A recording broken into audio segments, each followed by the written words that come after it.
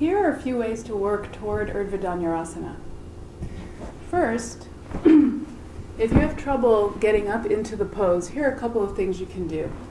Take a bolster and 2 blocks angled at the wall. Lie back on the bolster with your head resting on the bolster and take your hands to your blocks. Exhale your breath. Press into your feet, draw your shoulders down, and inhale, come up.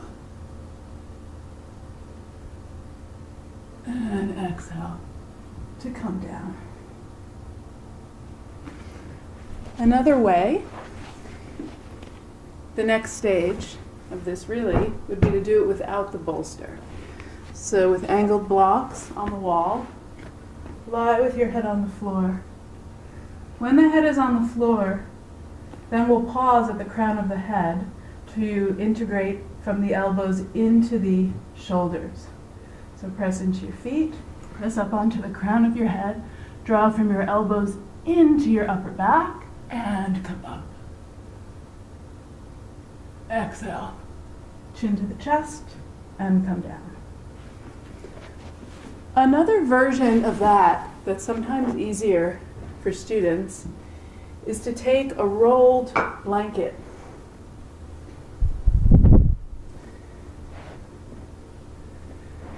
Placing the rolled blanket at the wall, I want it to be nice and firm. There's 2 ways to hold. Some students will find it easier to hold the sides. So for this one, the easier version is with the head on the floor. So holding the sides of the blanket, draw your elbows in so your upper arms get more parallel, and draw your arm bones down so the shoulder blades settle onto the back. Press up onto the crown of your head, again draw from your elbows into your upper back, and come up.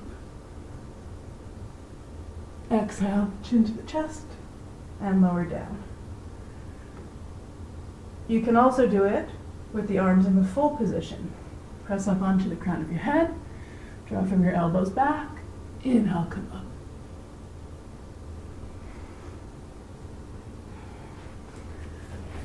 Another way that's helpful when you're first learning how to get into Urdhva Dhanurasana is to sit over a chair.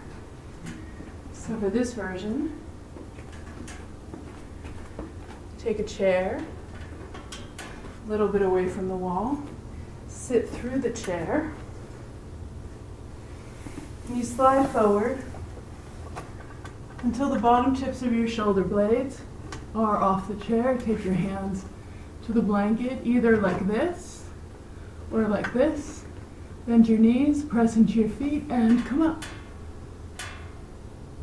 And exhale down. Lift your chin, press your arms down, and sit back on the chair to come up.